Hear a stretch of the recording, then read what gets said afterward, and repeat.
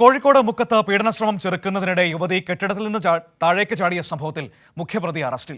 Lodge ഉടമ ദേവദാസിനെ കുന്നംകുളത്ത് വെച്ചാണ് പോലീസ് പിടികൂടിയത്. പ്രതികളായ 3 പേരും ഇരയുടെ താമസസ്ഥലത്ത് എത്തിയതിന് തെളിവുകൾ ഉണ്ടെന്ന് താമരശ്ശേരി ഡിവൈഎസ്പി എ ചന്ദ്രൻ പറഞ്ഞു. അഭിഭാഷകനെ കാണാനായി കൊച്ചിയിലേക്ക് പോകുന്നതിനിടെയാണ് ദേവദാസിനെ മുക്കം പോലീസ് കുന്നംകുളത്ത് വെച്ച് പിടികൂടിയത്.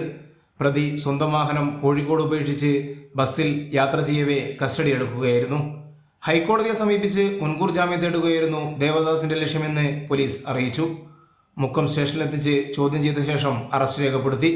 പിന്നീട് സംഭവം നടന്ന സ്ഥലത്ത് പ്രതിയുമായി തെളിവെടുപ്പും പൂർത്തിയാക്കി. തെളിവെടുപ്പ് സമയത്തുൾപ്പെടെ പ്രതിക്ക് യാതൊരു ഭാവവ്യത്യാസവും ഉണ്ടായിരുന്നില്ല. കൂട്ടുപ്രതികളെ ഉടൻ പിടികൂടുമെന്ന് താമരശ്ശേരി ഡിവൈഎസ്പി എ പി ചന്ദ്രൻ പറഞ്ഞു. ഇയാളെ കാറ് റെയിൽവേ സ്റ്റേഷനിൽ വെച്ചിട്ടാണ് പോയത്. അപ്പം നമ്മളത് ട്രെയിനിൽ പോയി എന്നുള്ളത് തെറ്റിദ്ധരിപ്പിക്കാൻ വേണ്ടിയാകാം. ബസ്സിനകത്ത് പിന്നെ ബസ്സിൽ പോയി എന്നുള്ള ഇൻഫർമേഷൻ ഞങ്ങൾക്ക് കിട്ടി. അങ്ങനെ നമ്മൾ ബസ്സിലെ ടിക്കറ്റും മറ്റു കാര്യങ്ങളും വെരിഫൈ ചെയ്തു. ഇയാളെ പോയ ബസ് ഞങ്ങൾ കണ്ടുപിടിച്ചു. അങ്ങനെ ഓൺ ദ വേയിൽ ഞങ്ങൾ ആ സ്ഥല കണ്ടക്ടറെ കൊണ്ട് ഐഡന്റിഫൈ ചെയ്യിപ്പിച്ചിട്ട് ഇയാളെ അറസ്റ്റ് ചെയ്തു. ഇനി മറ്റു 2 പ്രതികളെയും കൂടി നമുക്ക് കിട്ടാനുണ്ട്. അത് ഉടനെ അറസ്റ്റ് ചെയ്യും. കൂട്ടുപ്രതികളായ സുരേഷ്, റിയാസ് എന്നിവർക്കായുള്ള അന്വേഷണം പുരോഗമിക്കുന്നു. യുവതിയെ ഹോട്ടൽ ഉടമയും സഹായികളും പീഡിപ്പിക്കാൻ ശ്രമിച്ച സംഭവത്തിൽ സംസ്ഥാന വനിതാ കമ്മീഷൻ അടിയന്തര റിപ്പോർട്ട് തേടിയിട്ടുണ്ട്.